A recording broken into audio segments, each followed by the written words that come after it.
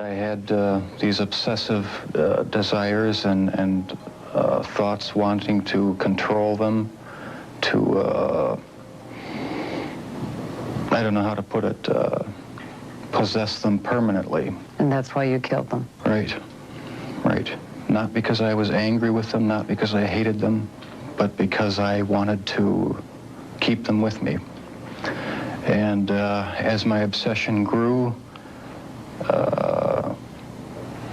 I was saving body parts such as skulls and skeletons. Estoy seguro de que el nombre del protagonista de este video te es conocido. Se ha hablado mucho de él en torno al éxito de la serie de Netflix sobre su historia y muchas personas han demostrado su interés en este conocido asesino serial. Si viste alguna serie, video o documental sobre este caso, posiblemente pasó por tu cabeza la idea de que su historia no sea real. Hablamos de un asesino que cometió crímenes de los más aberrantes y difíciles de narrar, que realmente uno quisiera creer que se trata de ficción. Te adelanto que no hablamos de un caso falso. Más allá de lo que pueden exhibir o no las exitosas creaciones audiovisuales en torno a su historia, déjame decirte que Jeffrey Dahmer existió y su caso es verídico. Te invito a que te quedes en este video a conocer un breve resumen sobre el caso Jeffrey Dahmer. Hey, muy buenas, esto es Juristax. En mi canal, todas las semanas subo un nuevo relato relacionado al mundo del crimen. Si te gustan los casos criminales, te invito a que le dejes un me gusta a este video, a que te suscribas al canal y a que actives todas las notificaciones. Sé que te lo piden todos los youtubers que miras, pero eso ayuda mucho a seguir haciendo videos. Ahora sí, te invito a que analicemos juntos esta historia criminal. Hay muchos documentales en internet y en la televisión sobre distintos asesinos seriales, pero ¿alguna vez te pusiste a pensar técnicamente qué es un asesino en serie? Lo podemos definir rápidamente como aquel que mata a varias personas en tiempos y lugares distintos. Entre cada víctima hay un periodo de enfriamiento donde el criminal actúa con aparente normalidad, haciendo que sea difícil su captura y se caracteriza por su crueldad, por no entablar vínculos con las víctimas, y la infancia de estos sujetos suele estar rodeada de malos tratos, abusos y situaciones semejantes. Se pueden caracterizar por guardar objetos o recuerdos de sus presas, prefieren víctimas más vulnerables y no suelen tener arrepentimientos por sus crímenes. En muchas ocasiones se sabe que en su infancia torturaban animales. Todos estos datos son brindados por expertos en psicología criminal. El caso de Jeffrey Lionel Dahmer adquiere trascendencia porque su perfil no encaja de cierta forma con alguna de las características comunes de los asesinos seriales. Hablamos de un joven tranquilo y silencioso, una persona con la que se podía entablar una conversación normal, saludaba a las personas que se cruzaba y no lucía como un perverso criminal, pero detrás de su rostro común y corriente se escondía la mente de un depravado capaz de cometer los homicidios más atroces. Jeffrey nació el 21 de mayo de 1960 en Milwaukee, Wisconsin, en los Estados Unidos de América. Tuvo una infancia de cierta forma normal. No sufría ningún tipo de violencia relacionada al maltrato infantil. Su padre era un importante investigador químico y en razón de su trabajo se mudaron de hogar en hogar en varias oportunidades. Se asentaron definitivamente en una propiedad ubicada cerca de un bosque en Ohio para el año 1967. Su niñez transcurrió en dicha localidad. No todo era perfecto, puesto que él se sentía un niño inseguro al no recibir la atención que necesitaba por parte de sus padres. Su madre tenía depresión e incluso intentó quitarse la vida en una oportunidad. Sus progenitores empezaron a tener diversos problemas maritales que terminaron con su divorcio años después, ocasionando e intensificando en Jeffrey ciertos problemas de conducta y pensamientos oscuros. De niño comenzó a desarrollar un interés y obsesión por la anatomía animal. No torturaba animales, pero tenía una llamativa curiosidad por conocer el interior de un ser vivo y visualizar sus órganos. Fascinación que pudo haber comenzado cuando a los 4 años vio a su padre sacar huesos de animales de la casa familiar. Su padre notó cómo su hijo parecía interesarse por esa rama de la biología, por lo que intentó siempre diseccionar insectos y animales con él para desarrollar lo que él pensaba que sería su futuro profesional. A los 10 años de edad ya tenía una colección de piezas diseccionadas en formol creadas a partir de animales muertos que él recogía en una ruta cercana a su hogar. Los llevaba al patio de su casa y los abría para estudiar sus entrañas. Por estas circunstancias y por su particular personalidad introvertido, sus compañeros de colegio lo excluían. Era un joven muy tímido y muy absorto en sí mismo, lo que causaba rechazo por parte de sus pares.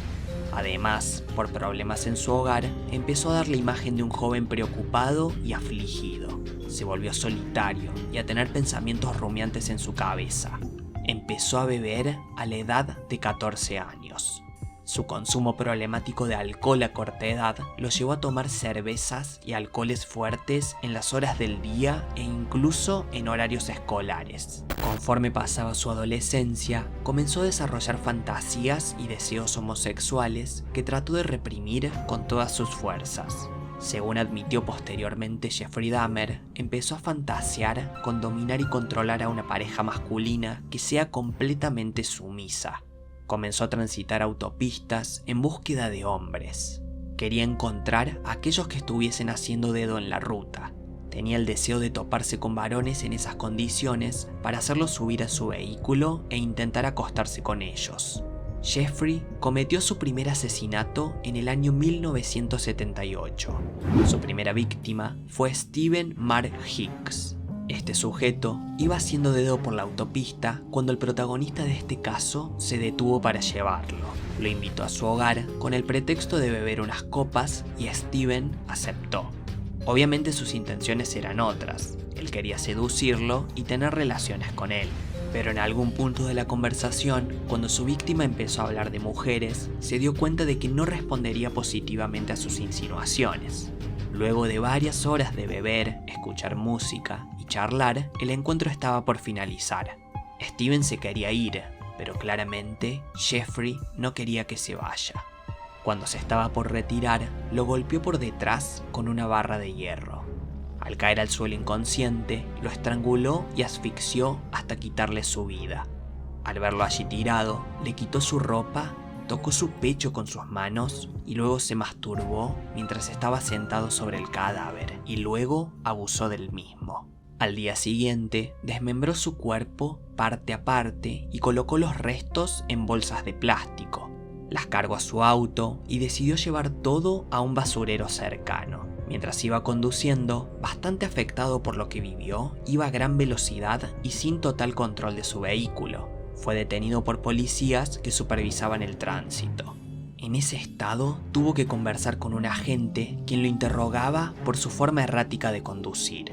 Incluso le preguntaron por las bolsas que llevaba y él se limitó a responder que solo era basura.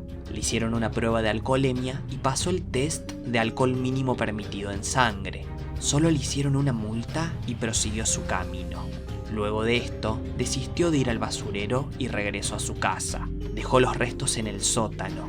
Posterior a ello, subió al baño con la cabeza del asesinado y se masturbó con ella. Más adelante, enterró los restos en un terreno cercano. Tiempo después de este crimen, a sus 18 años, ingresó por un semestre a cursar estudios a la Universidad Estatal de Ohio.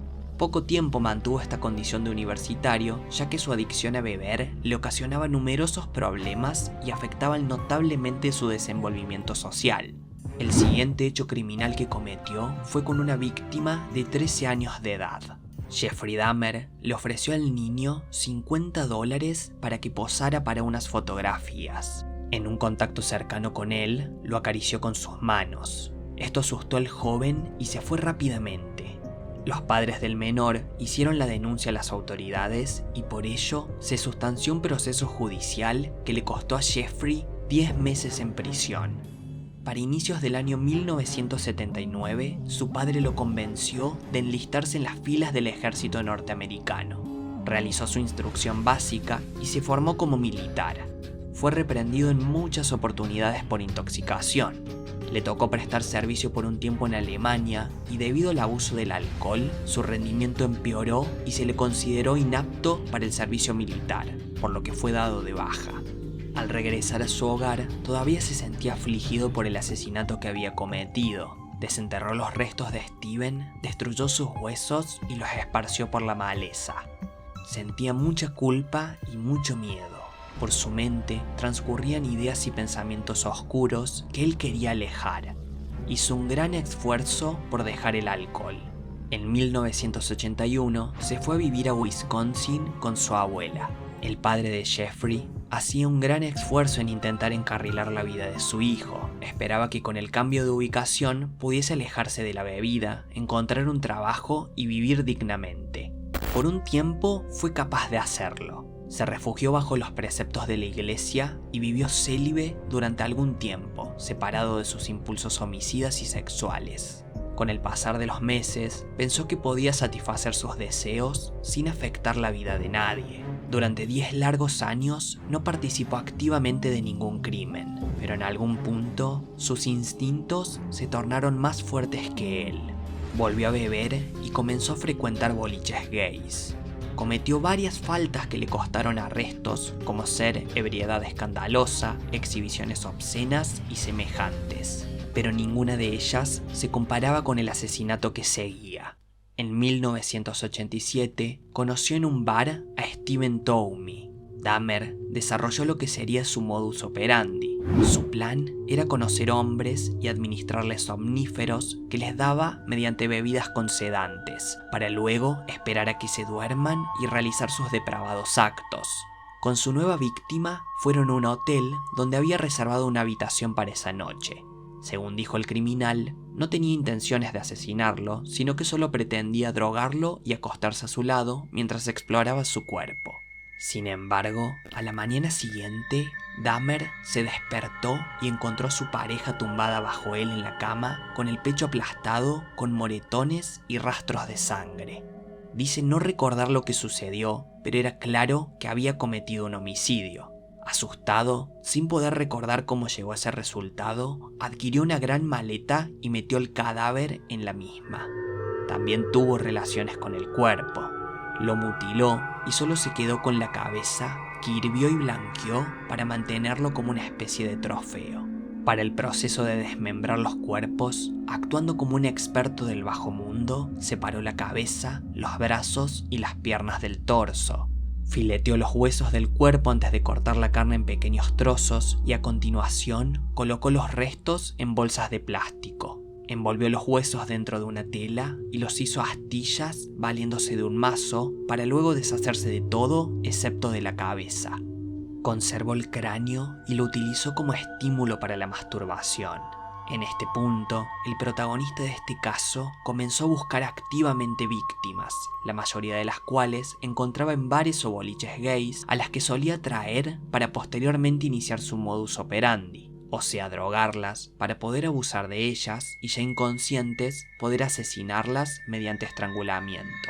Su siguiente víctima fue un joven de 14 años que estaba en una parada de colectivos. Lo atrajo a su casa, ofreciéndole dinero por posar para unas fotos. Luego siguió su plan criminal, le administró contra su voluntad fármacos, tuvo relaciones con él y lo asfixió. Posteriormente, lo trituró de la misma forma que hizo con sus víctimas anteriores. El 24 de marzo de 1988, Dahmer conoció a un hombre llamado Richard Guerrero. Se valió del mismo método para acabar con su vida. Ese mismo año, la abuela de Jeffrey le pidió que se mudara, en gran medida por su forma de beber, su costumbre de llevar a hombres jóvenes a su casa a altas horas de la noche y por los malos olores que ocasionaba, tanto en el sótano como en el garage. Así se fue a vivir solo a un departamento. Sus pensamientos retorcidos seguían invadiendo su mente. Él quería que sus amantes se queden con él, y cuando no lo hacían, se disponía a asesinarlos. Tenía completamente definido su actuar criminal para con sus víctimas masculinas. Dejarlas inconscientes, estrangularlas, abusar de ellas y terminar su ritual con el desmembramiento. Además, él sacaba fotografías de todo su procedimiento psicópata. En 1991, Jeffrey mostró que podía ir aún más lejos con sus pensamientos oscuros. Conerak Sintanson Fon fue el siguiente. En su departamento no solo lo drogó, sino que además, valiéndose de instrumentos quirúrgicos, le realizó trepanaciones en su cráneo para inyectarle un tipo de ácido en el cerebro. Su objetivo era que Conerak pierda conciencia, voluntad y control de sus actos. Dicho por él mismo, quería crear zombies que pudiese manipular con facilidad. Pensó que había logrado su cometido. En el medio del procedimiento, decidió salir a comprar alcohol y en ese momento, el pequeño, aturdido y desorientado por el ácido, logró de alguna forma escapar y salir corriendo de la propiedad. Al llegar y notarlo, Dahmer lo persiguió y lo alcanzó. Para ese punto, vecinos ya lo habían notado y dieron aviso a las autoridades. Entre la multitud, Conerak no podía hablar por los efectos del ácido. Así que aprovechando dicha situación, les explicó a los policías que él era su amante, que estaba muy alcoholizado y que era algo que solía hacer con frecuencia. Los agentes le creyeron y no solo eso, sino que además los escoltaron hasta el departamento de Jeffrey y se retiraron del lugar, sin sospechar absolutamente nada. La víctima murió esa misma noche. El asesino serial fue capaz de asesinar a 17 hombres y adolescentes entre los años 1978 y 1991, utilizando generalmente el mismo modo de obrar: abuso, asfixia, desmembramiento y desecho. Aquellos investigadores que ingresaron a su hogar describieron la casa como un verdadero museo del crimen. Encontraron torsos en descomposición, restos de huesos, paredes ensangrentadas, órganos humanos en la heladera, fotografías de distintos crímenes, elementos que habrían sido utilizados para cometer los atroces hechos y mucho más. La carrera criminal de este psicópata finalizaría al fracasar en la tentativa de homicidio de quien sería su víctima número 18. Tracy Edwards consiguió escapar de sus manos. La policía lo vio y esta vez decidieron investigar. Fueron al apartamento del hombre y se toparon con el escenario macabro. Dahmer intentó huir, pero fue detenido. Con todo lo que encontraron en su hogar, tenían suficientes elementos de prueba y evidencias para considerarlo culpable de muchos crímenes. El equipo de psiquiatras de la justicia que lo examinó consideró primeramente que estaba enfermo mentalmente, por lo que habría que condenarlo como inimputable por no ser capaz de comprender la criminalidad de sus actos. Durante el juicio, primero se declaró inocente y luego culpable, ya que la cantidad de pruebas en su contra eran demasiadas. El atenuante de su condena por enajenación mental fue rechazado por el tribunal.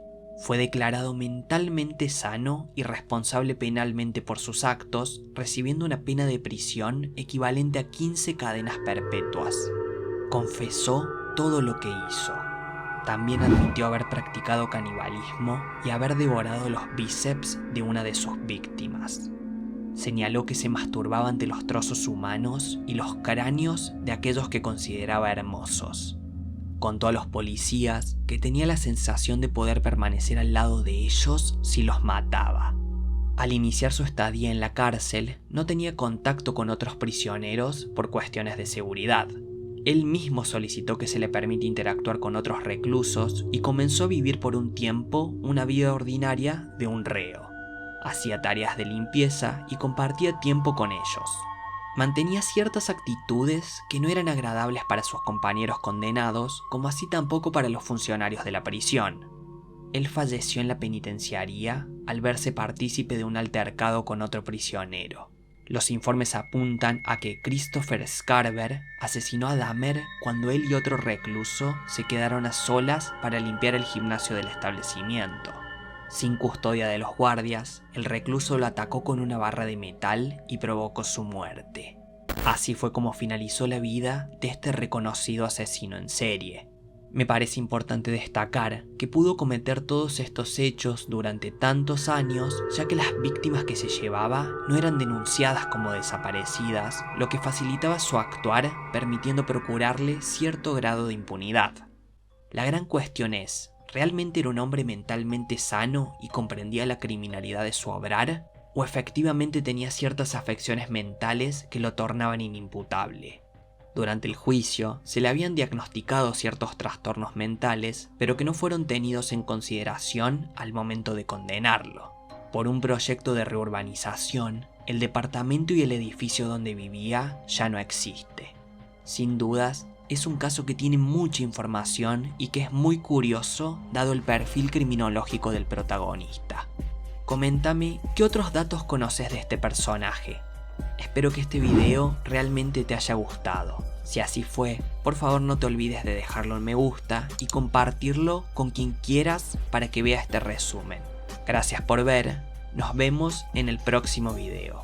Te mando un gran saludo.